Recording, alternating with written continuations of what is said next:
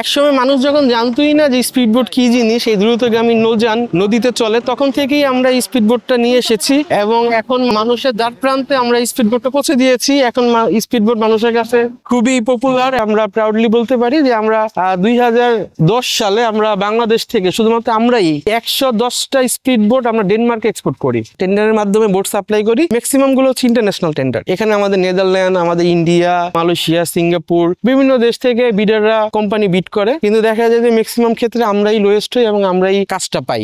বাংলাদেশের বিভিন্ন সরকারি organisation, BIWTA, fisheries, Bangladesh navy, বিভিন্ন কোম্পানি আছে, বিআইডব্লিউটিএ, বিআইডব্লিউটিসি, বিভিন্ন সরকারি দপ্তরে আমরা বোটগুলো সাপ্লাই দিয়ে থাকি। এবং নদী কেন্দ্রিক যে ইন্ডাস্ট্রিগুলো বাংলাদেশে গড়ে উঠছে, যেরকম power plant, maximum power plant কোম্পানিকে আমরা বোট সাপ্লাই দিই। রিসেন্টলি আমরা রূপপুর পাওয়ার প্ল্যান্টে বোট সাপ্লাই দিলাম। আমরা বাংলাদেশ আর্মিকে একসাথে 122টা ট্রাইশার স্পিড বোট সাপ্লাই দিছি। এখন আমাদের এইটা আপনার প্রোডাকশন শেষ, এখন আমরা এটা ডাইস থেকে রিলিজ করতেছি। এবং আপনি জানলে আরো খুশি হবেন, এই ফাইবার দিয়েই এয়ারক্রাফটের বিভিন্ন ধরনের পার্টস এই ফাইবার গ্লাস দিয়ে তৈরি হয়। ফাইবার গ্লাস দিয়ে বিভিন্ন শিপের বিভিন্ন আইটেম তৈরি হয়। এখান থেকে রিলিজ করার পর এটা হাল রিলিজ হচ্ছে, এরপর আমাদের ডেক আসবে, ওখান থেকে ডেক প্রোডাকশন হবে। হাল ডেক আমাদের একসাথে আমরা কম্বাইনলি জয়েন করব, এরপর আমরা ইন্টেরিয়রের কাজ করব। ফাইনাল কাজটা শেষ হয়ে গেলে তারপরে আমরা ইঞ্জিন ইনস্টল করব এবং কমিশনিং এর জন্য নদীতে নামাবো। এই বোটগুলো সি গোয়িং বোট এবং এগুলো সাগরে যেতে পারে। এই বোটগুলো সাগরে যাওয়ার জন্য উপযোগী এবং এই বোটগুলো খুবই লাক্সারি। এই বোটগুলির ভিতরে আপনার শোয়ার জায়গা আছে, বসার জন্য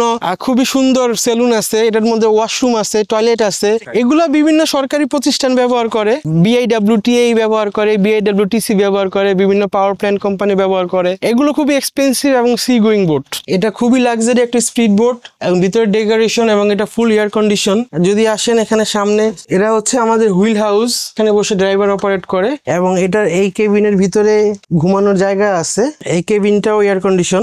এখানে দুইটা 250 হর্স পাওয়ারের ইঞ্জিন ইউজ করা হয়েছে এবং এই বোটটা 30 nautical miles, about 60 kilometre per hour চলে। বিভিন্ন ধরনের স্পিড বোট আছে, এখানে ওপেন আছে, কেবিন স্পিড বোট আছে, ইয়ট টাইপ স্পিড বোট আছে, আমাদের কাছে কাটামারান স্পিড বোট আছে। রিসেন্টলি নতুন সংযোজন আছে, আমাদের ফাইবার গ্লাসের নৌকা আছে, আমাদের ফাইবার গ্লাসের প্যাডেল বোট আছে, আমাদের ফাইবার গ্লাসের পার্ক আইটেম আছে, স্লাইডার আছে। পাকিস্তান আমলে এখানে পাক বে নামে একটা কোম্পানি ছিল, ওরা বিভিন্ন বাহিনীর তখন তৎকালীন পাকিস্তান আর্মি বা পাকিস্তান পুলিশের বিভিন্ন স্পিড বোট ছিল, সেখানে ওরা রিপেয়ার করতে এগুলো। পরে আমরা ওদের কাছ থেকে কিছু আইডিয়া নিয়ে পরে আমরা জাপান থেকে স্পিড বোট কিনে আনি। ওদের থেকে আইডিয়া বলতে আমাদের কিছু লোক ওদের ওখানে কাজ করতো, ওদের কিছু লোক এসে আমাদের এখানে কাজ করতো। এইভাবেই দুজনের কোলাবোরেশনে আমরা স্পিড বোটের রিপেয়ারের কাজটা শুরু করি। পরবর্তীতে আমরা জাপান থেকে কিছু স্পিড বোট কিনে এনে ওইটা থেকে ডাইস নেই, ওইটা ডিজাইনটা কপি করি। পরবর্তীতে আমরা ফুল ফাংশনে 1991 থেকে আমরা ফুল ফাংশনে স্পিড বোট প্রোডাকশনে যাই। আইএসও সার্টিফিকেশনের আরো কোম্পানি বাংলাদেশে আছে, আরো যে নাই তা না, আরো কোম্পানি আছে, কিন্তু সবচেয়ে বড় ব্যাপার হচ্ছে বাংলাদেশে যে ওয়েট অ্যাপ্রুভ স্পিড বোট এবং ক্লাস অ্যাপ্রুভ স্পিড বোট এগুলো বাংলাদেশে আমরাই তৈরি করছি। আমার বাবা থেকে যেটা শোনা সেটা হচ্ছে ফাইবার গ্লাসের কেমিক্যাল গুলো সবই বাইরে থেকে আনা লাগতো। তখন আমরাই ফার্স্ট কোরিয়া থেকে এই ফাইবার গ্লাসের কেমিক্যাল গুলো বাংলাদেশে ইম্পোর্ট করি। প্রথম আমাদের এত বড় পরিসরে ছিল না, প্রথম খুবই ছোট পরিসরে ছোট স্পিড বোট দিয়ে আমরা শুরু করি। ছোট ইঞ্জিন ছিল, ছোট বোট ছিল, আর যেগুলো বড় নদীতে বা সাগরে যাওয়ার জন্য উপযোগী ছিল না, ছোট ছোট নদীতে চলতো। তারপরে আমরা আস্তে আস্তে গ্র্যাজুয়ালি আমরা বড় স্পিড বোট বানানো শুরু করি। প্রথমে এত বড় বোট আমরা বানাইনি। প্রথম যে বোটগুলো আমরা বানাইতাম তখন এই বোটগুলা বিভিন্ন প্রজেক্টে, সরকারি প্রজেক্টে ব্যবহার হতো। যেমন যমুনা ব্রিজ যখন হয়েছে তখন ওনারা আমাদের বোট ইউজ করছে, পাকশি ব্রিজ যখন হয়েছে ওনারা তখন আমার বোট ইউজ করছে। এবং আমি বলতে পারি পদ্মা ব্রিজ যখন হয় তখন আমরা পদ্মা ব্রিজে একসাথে প্রায় 50টা স্পিড বোট একসাথে আমরা সাপ্লাই করছি। এর মধ্যে ভিভিআইপি বোট আছে, ভিআইপি বোট আছে, যে বোটগুলি তৎকালীন প্রাইম মিনিস্টার ইউজ করতো।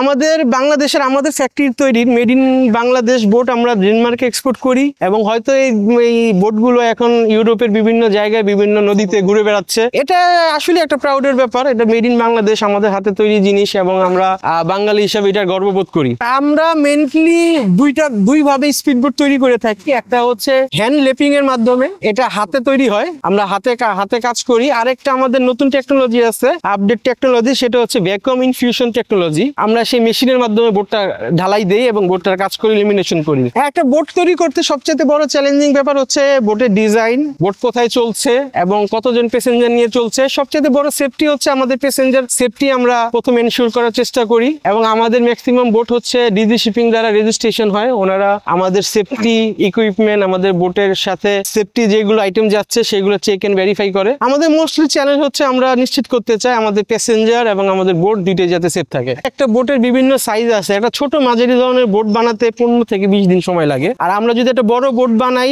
সেটা হচ্ছে 12 থেকে 14 মিটার যদি একটা বোট বানাই, সেই ক্ষেত্রে আমাদের ম্যাক্সিমাম 6 মাস সময় লাগে। একটা বোটে র্যান্ডমলি কাজ করলে আপনার 10 থেকে 15 জন লোক লাগে। সম্পূর্ণ এটা আমার বাবার হাতে তৈরি ইন্ডাস্ট্রি এবং সে এটার পায়োনিয়ার। এখন আমরা বাংলাদেশে এই ইন্ডাস্ট্রিতে আমরা লিডিং পর্যায়ে আসছি। তিনি এটা শুরু করে, তিনি বিজনেস ম্যানেজমেন্টের স্টুডেন্ট ছিল, তার প্রথম থেকে একটা ব্যবসা করার, উদ্যোক্তা হওয়ার, একটা এন্টারপ্রেনার হওয়ার একটা আশা ছিল।